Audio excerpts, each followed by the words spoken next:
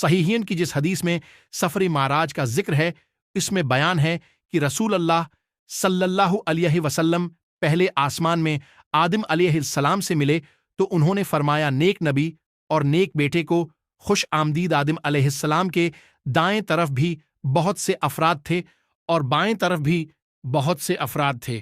آپ جب دائیں طرف دیکھتے تو خوش ہو کر ہنس پڑتے اور بائیں طرف نظر اٹھاتے تو رو پڑتے۔ نبی صلی اللہ علیہ وسلم نے فرمایا، میں نے کہا، جبریل یہ کیا معاملہ ہے؟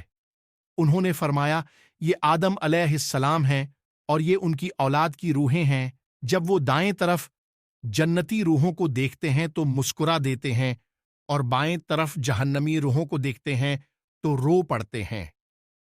اس حدیث میں یہ بھی ہے کہ رسول اللہ نے فرمایا، میں یوسف علیہ السلام کے پاس سے گزرا تو میں نے دیکھا کہ انہیں آدھا حسن و جمال عطا ہوا ہے۔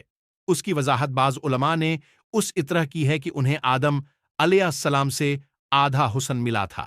یہ بات صحیح معلوم ہوتی ہے کیونکہ آدم علیہ السلام کو اللہ تعالیٰ نے خود اپنے دست مبارک سے تخلیق فرمایا اور ان میں روح ڈالی۔ اللہ تعالیٰ اس اہتمام کے ساتھ جسے پیدا کرے وہ بہترین اور خوبصورت ہی ہو سکتا ہے۔ ہدایہ و نہایہ میں امام ابن کثیر ایک روایت بیان کرتے ہیں کہ اللہ تعالیٰ نے جب جنت پیدا فرمائی تو فرشتوں نے کہا، اے ہمارے مالک، ہمارے لیے خاص کر دے کیونکہ تو نے بنی آدم کے لیے دنیا پیدا کی ہے، وہ اس میں کھاتے پیتے ہیں۔